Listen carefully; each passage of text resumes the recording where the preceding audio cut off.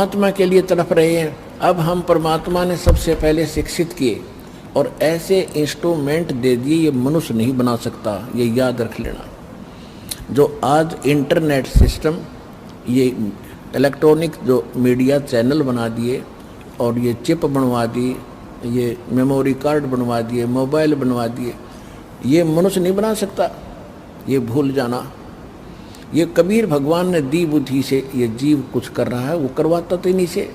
अब इसी से आप अंदाज़ा लगा लो, हमारे सदग्रंथ पवित्र वेद, पवित्र श्रीमद् भगवद गीता, पवित्र पुराण, ये यहीं पर थे।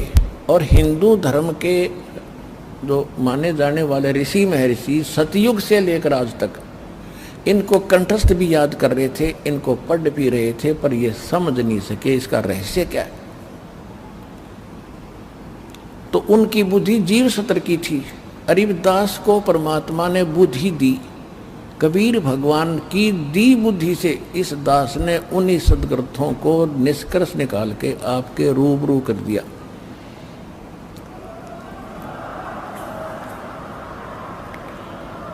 और जिसका आज सबको लोहा मानना पड़ा, ये आचार्य शंकराचार्य ऐसे चुप नहीं है। इनको पता है कि तुम्हारे पास खख नहीं, और जितने बोलोगे उतने पिटोगे ज्ञान में।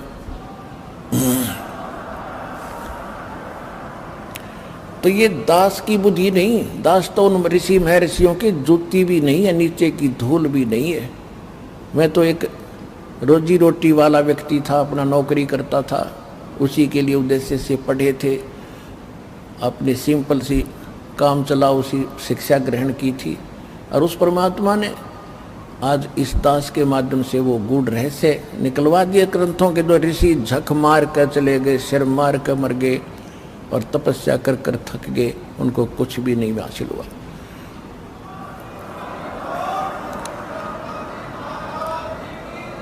तो यही समझ लेना कि इंटरनेट, ये जो भी सिस्टम बनाया गया है, ये परमात्मा कबीर जी ने आपके लिए अपने उन बच्चों से बनवाया है जो वैज्ञानिक उसमें रुचि रखते थे।